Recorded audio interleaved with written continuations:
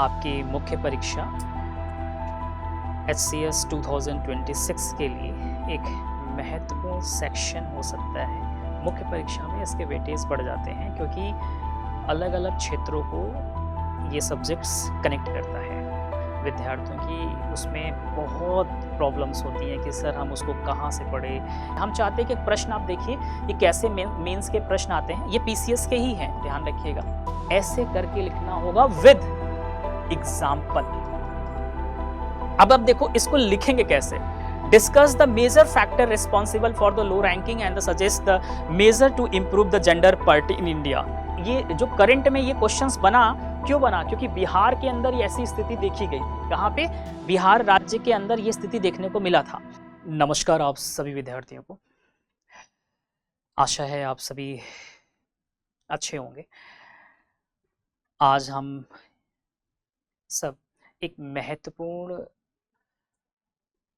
Subjects कह सकते हैं जिस पे चर्चा करने वाले हैं, और आपकी मुख्य परीक्षा HCS 2026 के लिए एक महत्वपूर्ण सेक्शन हो सकता है, हो नहीं सकता है, ये 110% है। बिकॉज ऑफ कि अभी जो प्रारंभिक परीक्षा आपकी हुई है, अगर आप उसमें देखो तो 15 से 20% का वेटेज भी रहा है। तो कहीं ना कहीं मुख्य परीक्षा में भी आपको वेटेज देखने को मिलने वाला है। और सिर्फ ऐसा नहीं है कि सर प्रारंभिक में था तो क्या मुख्य परीक्षा में उतना ही होगा, नहीं। मुख्य परीक्षा में इसके वेटेज बढ़ जाते हैं क्योंकि अलग अलग क्षेत्रों को ये सब्जेक्ट्स कनेक्ट करता है।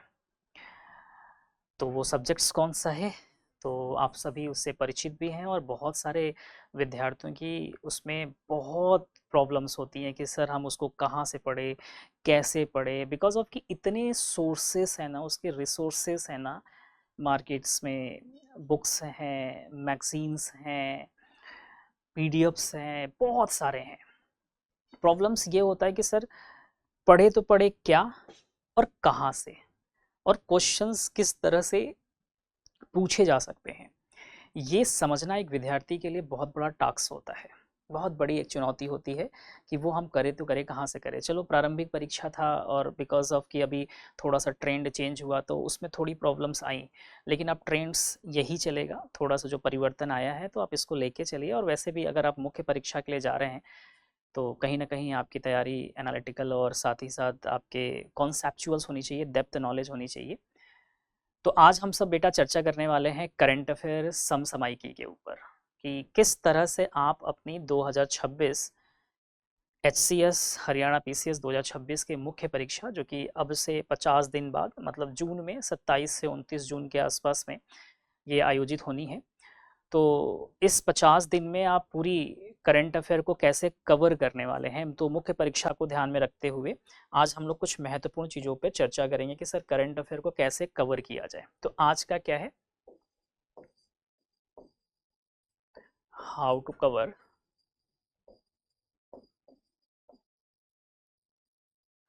करंट अफेयर, है ना। कैसे आप कवर करेंगे करंट अफेयर फॉर SCS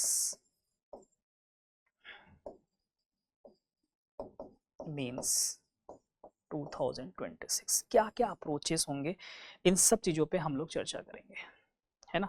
और बहुत इंपॉर्टेंट है, ऐसी बात नहीं है, बहुत इंपॉर्टेंट है। और हमने कुछ क्वेश्चंस भी रखा है, वो क्वेश्चन से भी हम आपको परिचित कराएंगे। और करंट के क्वेश्चन से, करंट मतलब 2025 के मुख्य परीक्षा में कैसे प्रश्न पूछा जाएगा, इन सब पे चर्चा करेंगे।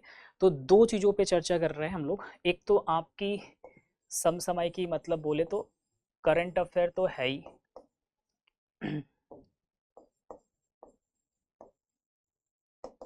करंट अफेयर्स की तो हम सब बेटा बात कर रहे हैं, लेकिन ये करंट अफेयर्स को क्या अप्रोचेस है उस पर अभी चर्चा करेंगे। उससे पहले इसमें इंपॉर्टेंट चीज़ ये है कि सर इसमें क्या क्या चीज़ें होती हैं। तो दो चीज़ें पहले तो बहुत इंपॉर्टेंट है, एक आपके नेशनल इश्यूज आपके हो गए, नेशनल जो आपके इश्यूज हैं। दूसरा हो गया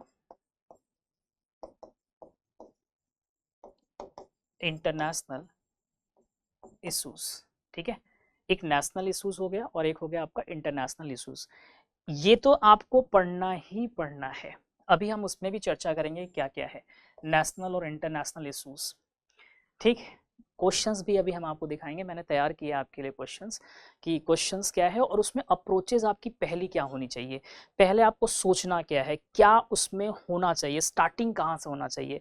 आज इन सब पे चर्चा करेंगे, ठीक है। लेकिन पहले देखते हैं नेशनल इंटरनेशनल हो गया। करंट एक ऐसा सब्जेक्ट्स है जो बहुत कुछ चीज़ों को जोड़ता है।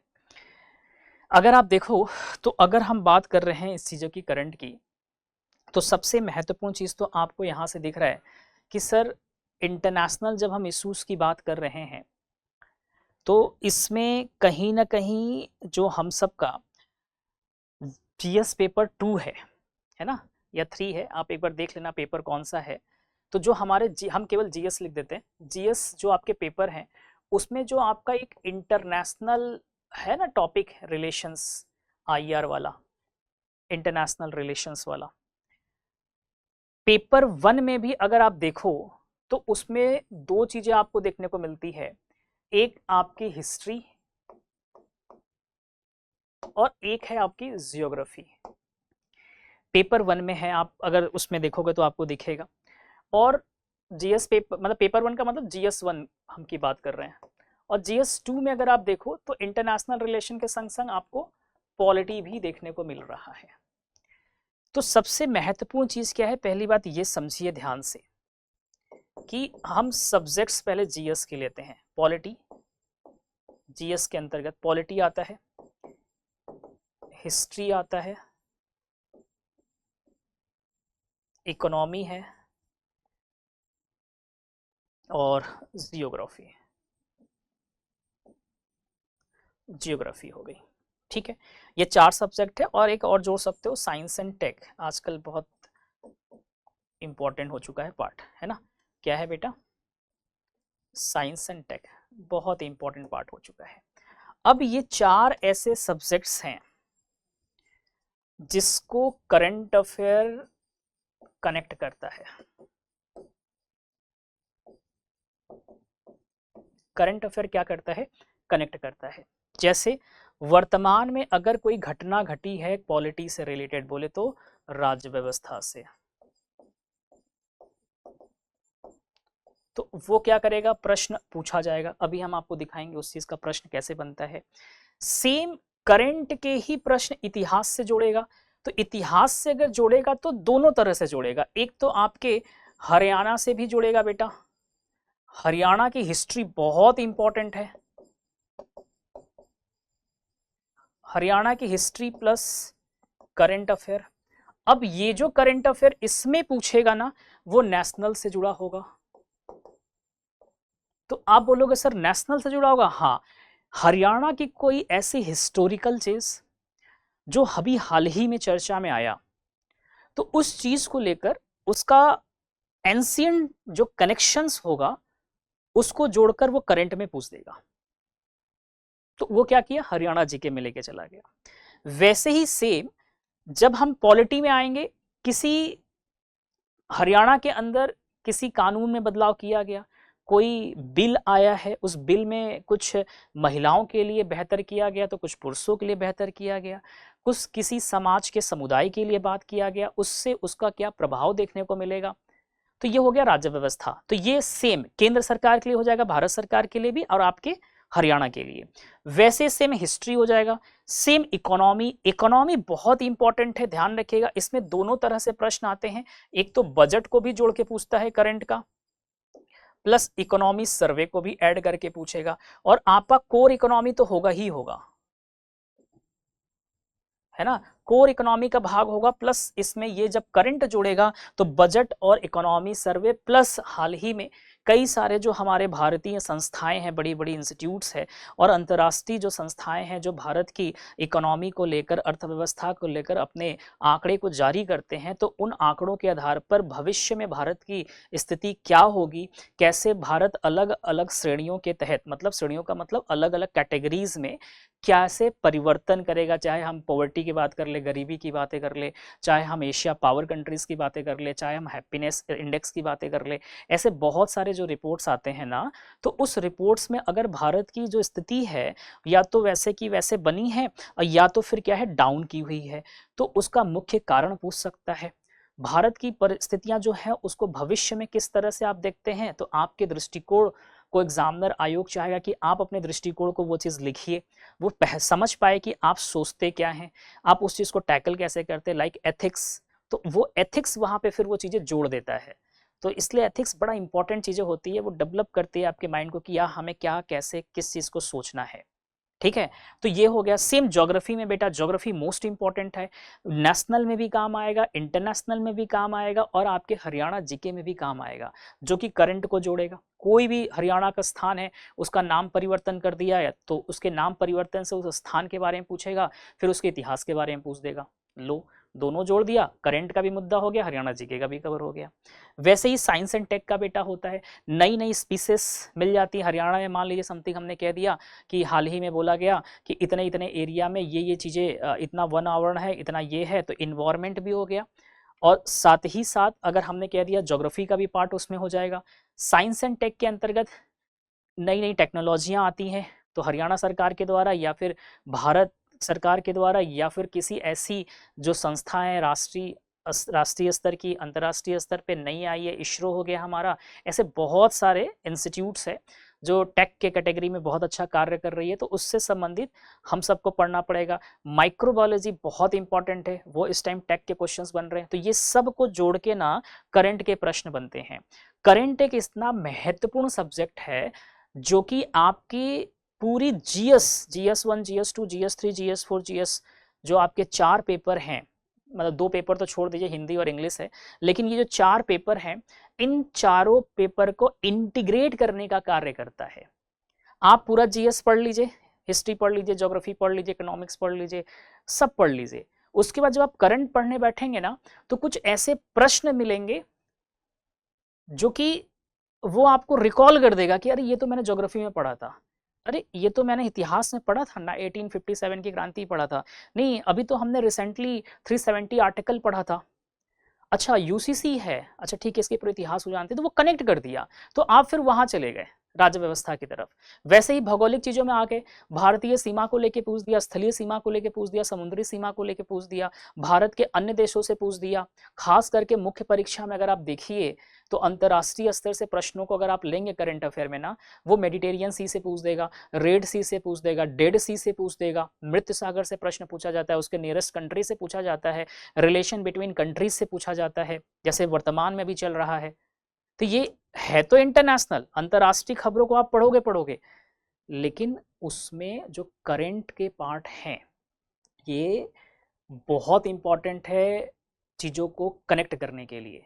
तो करंट अफेयर एक ऐसा सब्जेक्ट है जो आपके पूरे सब्जेक्ट को कहीं ना कहीं एक तरह से रिवाइव भी करता है, रिवीजन के तौर पे भी उसमें कवर हो जाती है, प्लस कई सारे सब्जेक्टों के स्टैटिक्स पॉइंट्स को करंट में जोड़ के आप अपने करंट के आंसर राइटिंग को बेहतर करते हैं।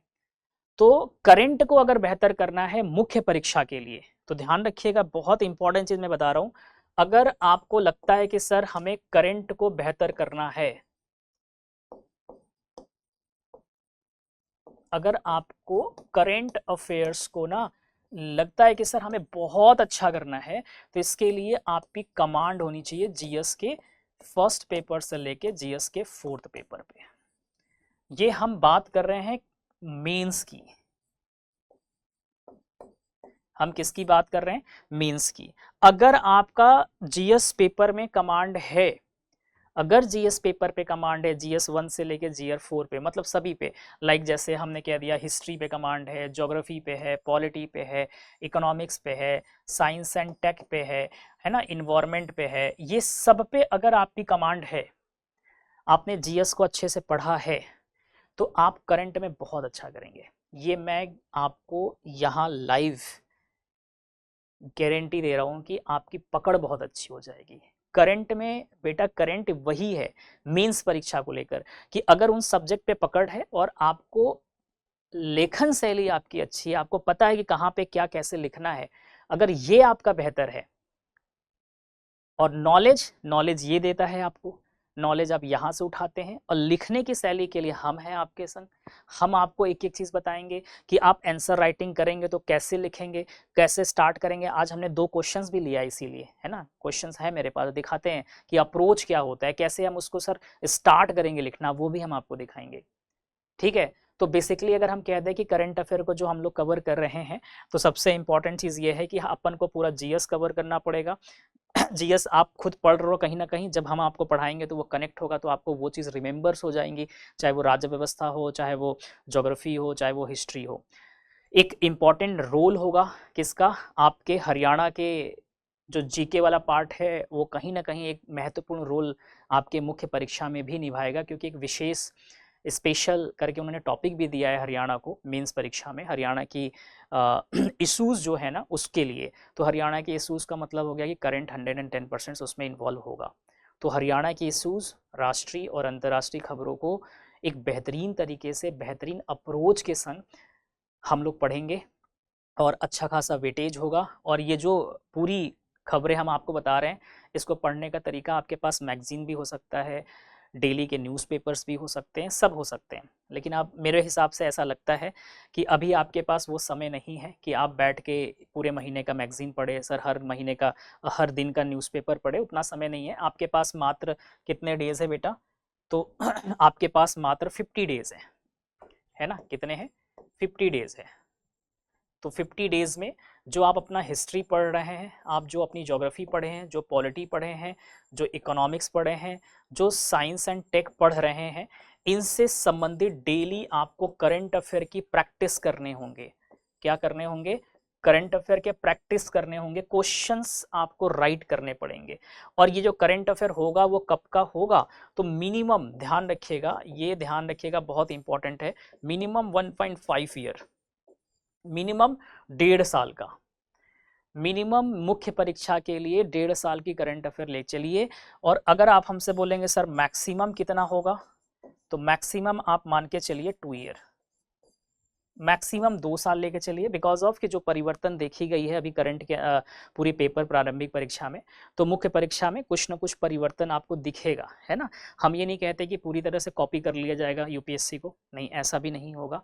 लेकिन जो पिछले आपके पेपर हुए हैं, लाइक जो भी है लास्ट ईयर के जो आपके PYQS थे, अगर आप उसको देखोगे ना, तो करंट के क्वेश्चंस उसमें जोड़े गए हैं, जैसे इकोनॉमी से जोड़ा गया है, ठीक है, कुछ पॉलिटी से भी जोड़ के पूछा गया है, और ज्योग्राफी से भी जोड़ के पूछा गया है। लेकिन जो क्वेश्चंस था ना, उसके अप्रोच बड़े आसान थे अब तक में, जो अभी मेंस में पूछे गए हैं। लेकिन अब थोड़ा सा एनालिटिकल्स अप्रोच आपको देखने को मिलेगा, लिखने की शैली आपको बदलनी पड़ेगी। तो उसके लिए हम हैं आपके संग, क्लास में हम आपको कवर कराएंगे एक एक चीज़ें, क्लास में लिख लिख के हम आपको दिखाएंगे। एक क्वेश्चंस हम लिखेंगे, क्लास एक ही रखेंगे, है ना, मतलब होगी आधे घंटे 45 मिनट की क्लास होगी। हम कोशिश करेंगे कि एक लिख के हम आपको बता दें, अप्रोचेज हम आपके माइंड में डेवलप कर दें, और फिर हम प्रश्न आपको दे देंगे, आप लिखिए और टेलीग्राम पे भेज दीजिए, है ना, उसको चेक कर लिया जाएगा, देख लिया जाएगा बच्चों ने क्या लिखा है। जो खामियां रहेंगी नेक्स्ट सेशन में जब हम आएंगे तो उन खामियों को बता देंगे, तो कुछ बच्चों ने ऐसे ऐसी ये गलतियां करी हैं करंट के अंदर, ठीक है। तो उस पर हम लोग चर्चा करेंगे। लेकिन सबसे इंपॉर्टेंट चीज़ है कि कितना कवर करना है करंट अफेयर, तो याद रखिएगा कम से कम 1.5, मतलब 1.5 साल की करंट अफेयर होनी चाहिए। करंट अफेयर को बेहतर करना है अगर आपको, तो याद रखिएगा सबसे इंपॉर्टेंट चीज़ है कि ये जो 4 सेक्शंस आपके हैं, इस पर आपकी कमांड अच्छी होनी चाहिए, जिससे आप इसे इंटरलिंकिंग कर पाएंगे, इससे आपस में कनेक्शन कर पाएंगे, लिखने में आपको आसानी होगी। फॉर एग्जाम्पल ये समझ में आ गया, नेशनल, इंटरनेशनल और हरियाणा करंट अफेयर ये हमें पढ़ना है।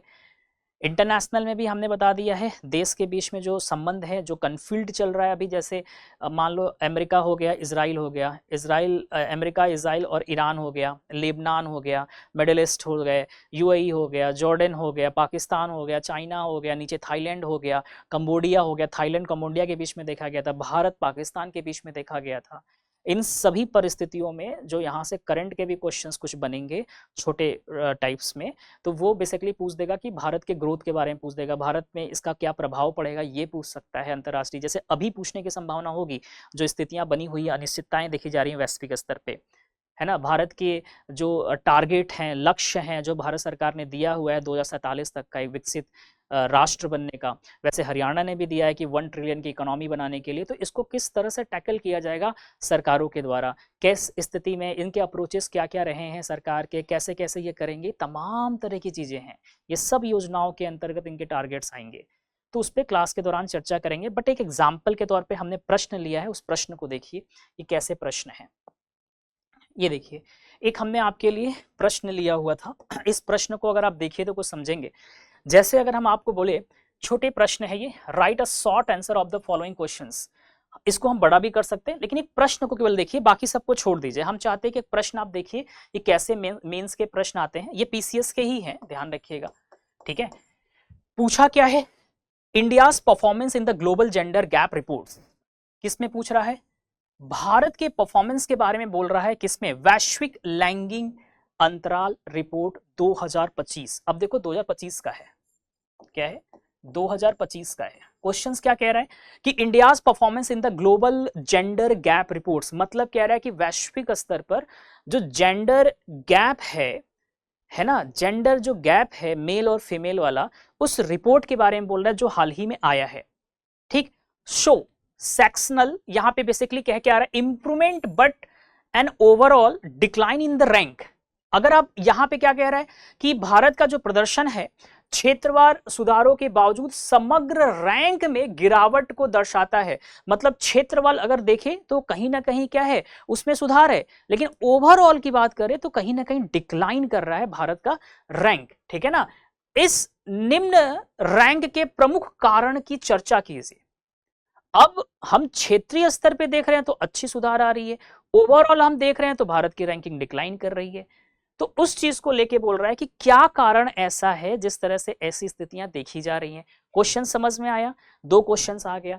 फिर कहता है, अब देखिए यहां तक में एक क्वेश्चन किया, फिर कहता है और भारत में लैंगिंग जो समता में सुधार के उपाय क्या है। अब देखो क्वेश्चंस यहां पे कैसे 2 से 3 बनते हैं।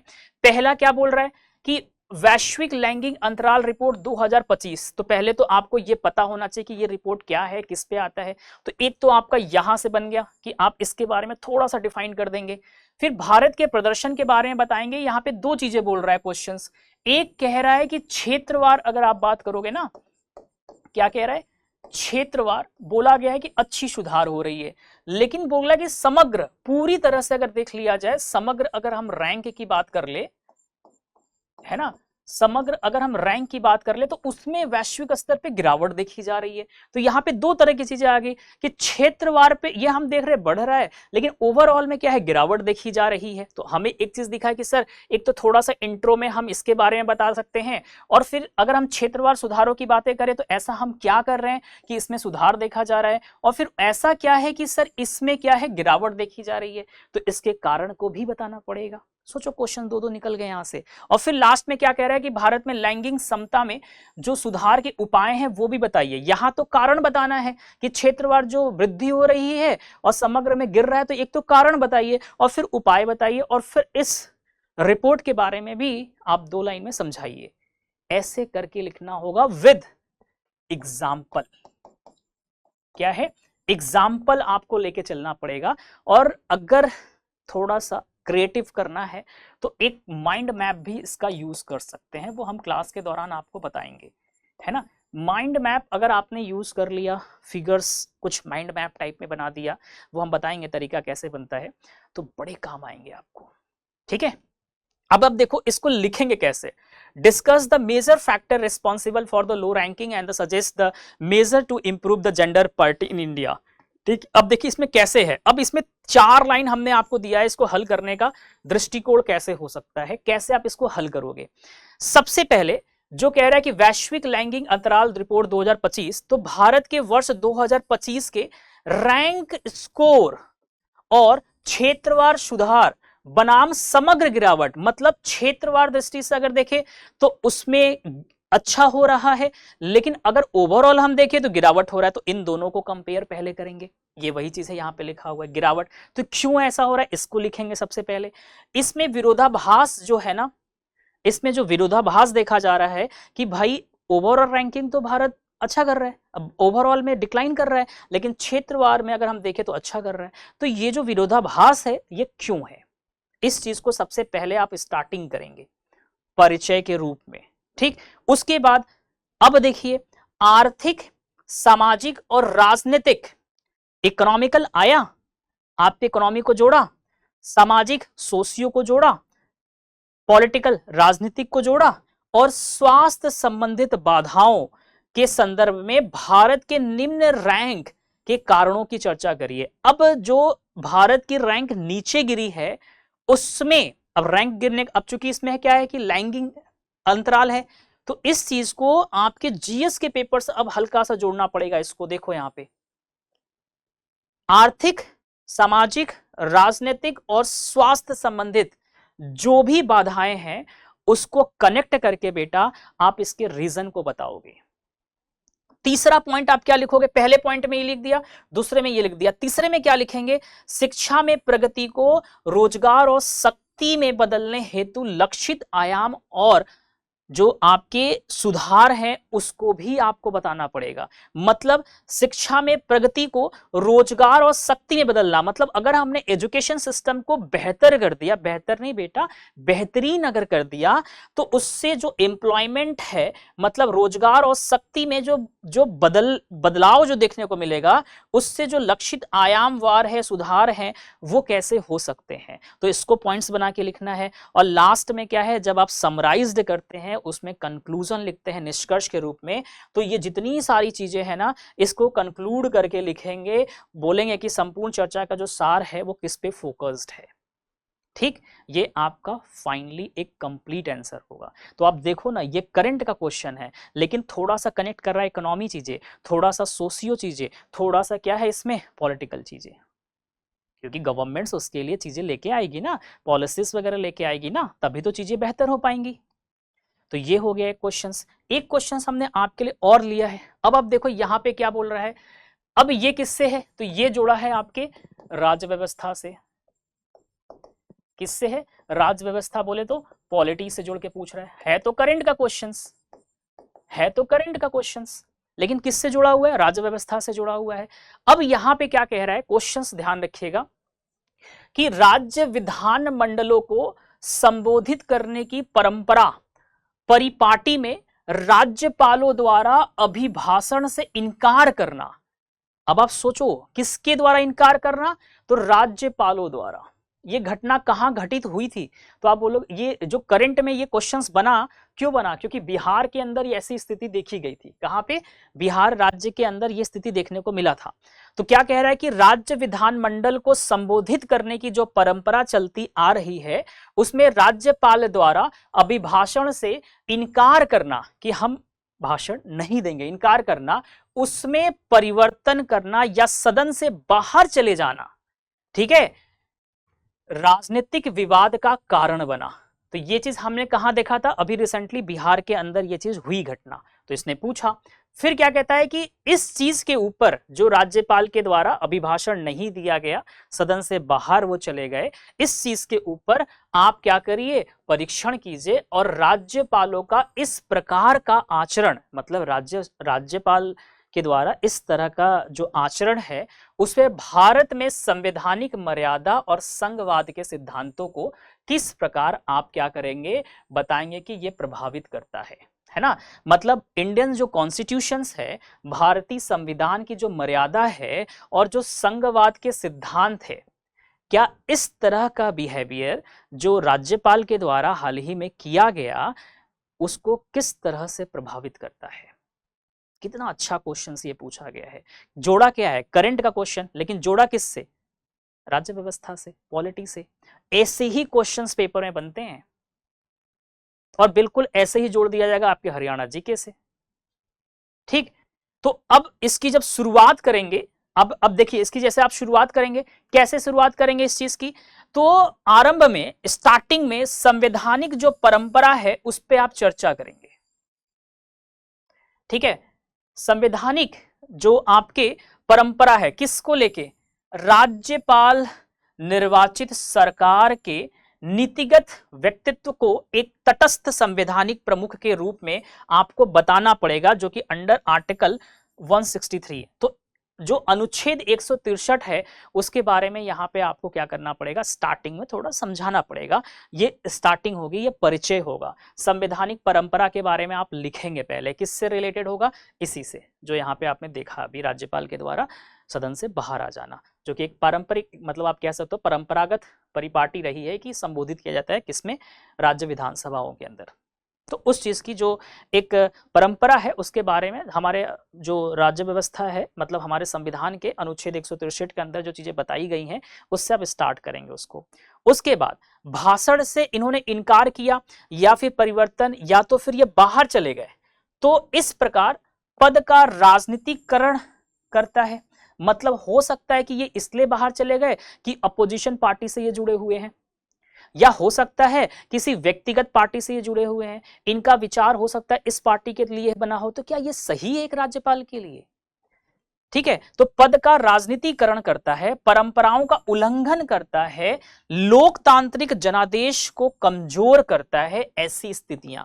ठीक है, और केंद्र और राज्य के संबंधों में तनाव बढ़ाता है।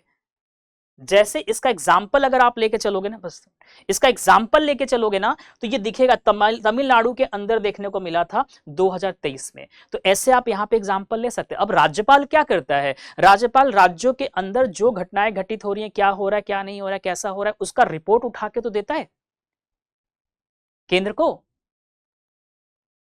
तो आप बोलोगे हाँ जी सर, मतलब जो भी चीजें हो रही है, मतलब हम अभी पॉलिटिकल अंदर जा नहीं रहे हैं लेके, बस हम एक ऐसे नॉर्मली बता रहे हैं आपको, कौन किसको रिपोर्ट सौंपता है क्या नहीं सोचता है वो जब हम पढ़ाएंगे तो हम आपको अच्छे से बताएंगे, वो सब सेकेंडरी है। लेकिन यहाँ पे हम सिर्फ इतना कह रहे हैं कि जो स्टेज बनी हुई है कि राज्य के अंदर जो हो रहा है वो राज्यपाल को पता होता है, मुख्यमंत्री राज्यपाल को बताता है, राज्यपाल ऊपर की तरफ इसको एक्सेलरेट करता है।